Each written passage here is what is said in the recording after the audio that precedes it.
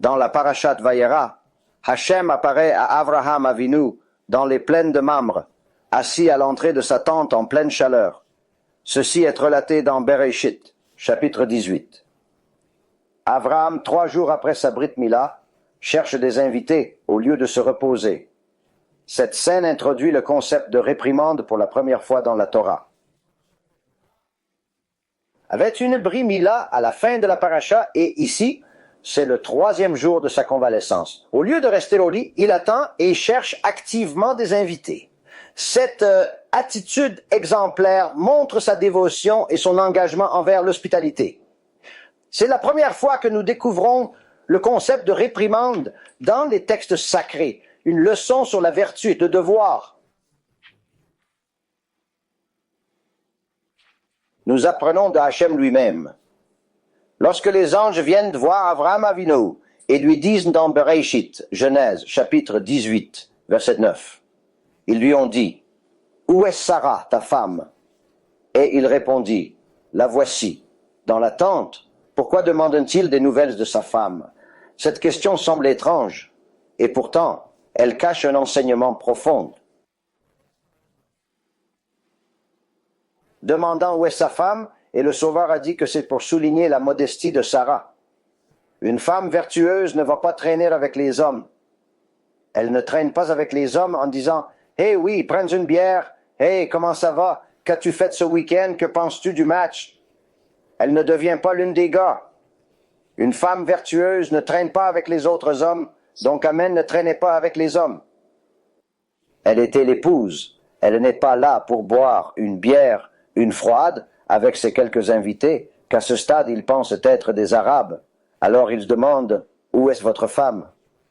C'est Hachem qui met en avant sa modestie, malgré le fait qu'elle était la plus belle femme qui ait jamais vécu, à tel point que Chazal dise que quiconque d'autre aurait pu être ébloui par sa beauté extraordinaire.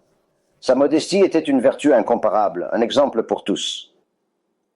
Vous ne pourriez mettre personne à côté d'elle qui lui ressemble moins tant elle était belle.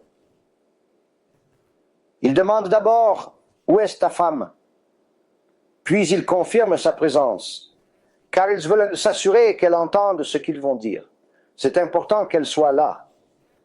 Il lui annonce alors solennellement « Tu vas avoir un fils ».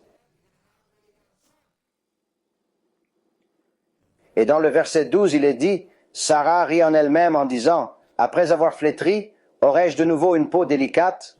Et mon mari est vieux. » Elle dit « Écoutez, je suis maintenant vieille, et mon mari est vieux. » Alors Hachem dit à Abraham, « Pourquoi Sarah a-t-elle ri en disant, « En vérité, devrais-je porter un enfant, bien que j'aie vieilli ?»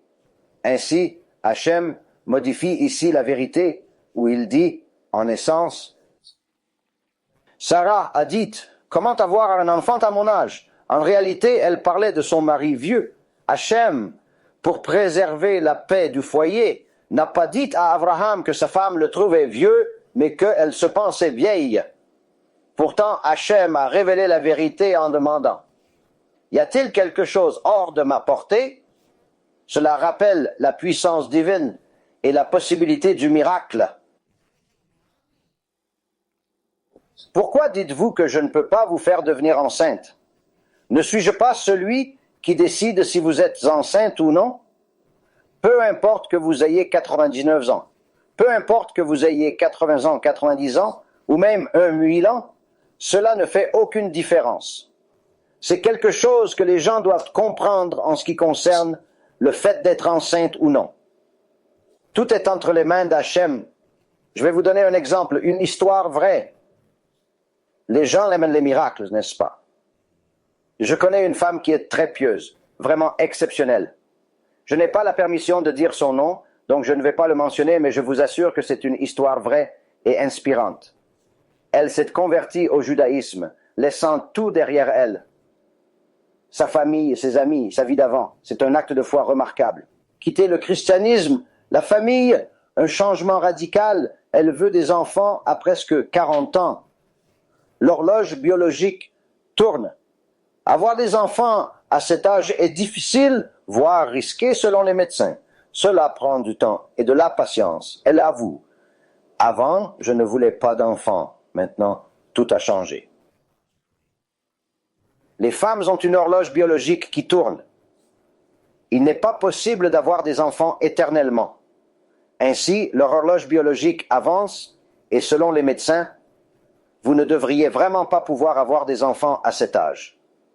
Et même si vous êtes capable d'avoir des enfants, ce n'est pas comme si cela fonctionnait immédiatement. Cela prend du temps. Et elle dit, écoutez, en réalité, jusqu'à présent, je ne voulais pas d'enfants. Elle ne voulait pas d'enfants. Maintenant, je sais que c'est une mitzvah, une bénédiction pour mon mari d'en avoir. C'est une obligation pour l'homme, pas pour la femme, de mettre des enfants au monde. La femme assiste l'homme dans cette tâche sacrée, mais n'est pas obligée d'avoir des enfants elle-même. Pourtant, elle dit avec inquiétude, « Je ne sais pas si je peux avoir un enfant, et tout le monde me dit que je suis trop vieille pour cela maintenant. Et cela m'a pris du temps pour me convertir, et cela m'a pris du temps pour réaliser, et cela m'a pris ceci, et cela m'a pris cela, et je lui ai dit, écoute, que tu sois juste ou méchant est ton choix. Nous savons évidemment quel est ton choix parce que tu te convertis, une personne juste, tu fais de bonnes choses, et tu es également impliqué dans le kirouv. C'est un parcours difficile, mais tellement enrichissant. Impliqué à aider d'autres juifs à faire teshuva, même avant votre propre conversion. C'est un acte d'une grande noblesse. En plus de l'amour spécial d'Hachem, mentionné 36 fois dans la Torah, vous bénéficiez d'une protection particulière en tant que converti.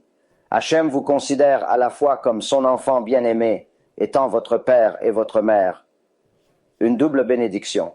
Un converti jouit ainsi d'une protection spéciale dans le Shamayim, une récompense pour sa dévotion et son courage. En plus de cela, vous aidez ses autres enfants à revenir vers lui. Le jour de votre conversion, vous repartez à zéro. Vous avez 0 ans, vous êtes né. Vous êtes une âme neuve, pure et innocente. Hachem décide si vous êtes enceinte ou non, selon sa volonté. Et elle va bien, malgré les défis. Elle a continué à croire, avec une foi inébranlable en Hachem et en sa sagesse. Hachem, en peu de temps, elle avait 2 enfants. Contre toute attente et logique, cela semblait insensé, mais Hachem dirige le monde. Malgré cette bénédiction inattendue et cette joie immense, la vie n'est pas sans obstacles.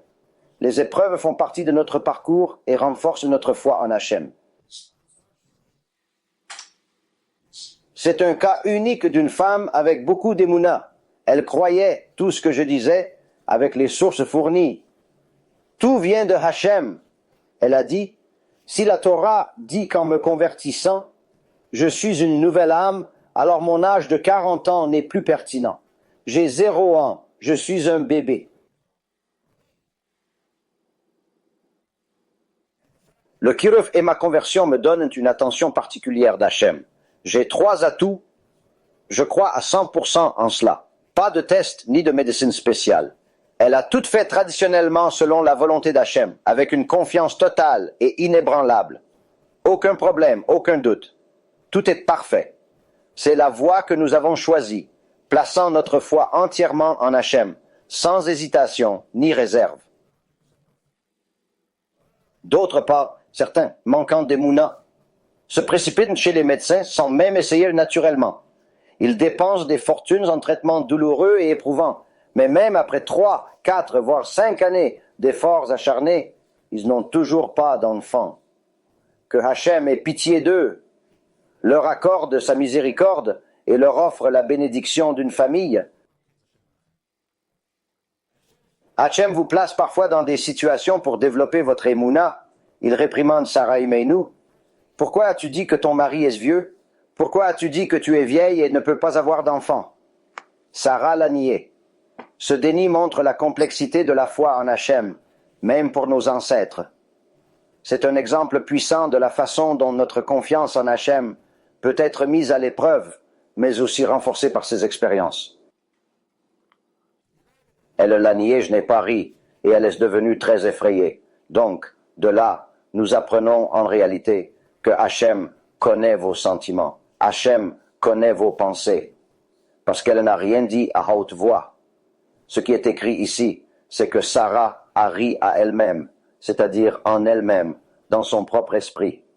Elle ne l'a pas dit aux Malachim, elle ne l'a pas dit aux anges ou quoi que ce soit de ce genre. Nous sommes censés être une lumière. Ô nations, ne suivez pas leurs pratiques égarées. Rappelez-vous, chaque juif doit se souvenir qu'il est juif et qu'elle est juive. Nous ne célébrons pas les fêtes non juives, même si elles semblent inoffensives. C'est un zilzul, un manque de respect envers la Torah, et cela pourrait mener à un Shilul Hashem, une profanation du nom de Dieu. Adhérer à notre sainte Torah et à nos propres fêtes, c'est le chemin d'un vrai juif.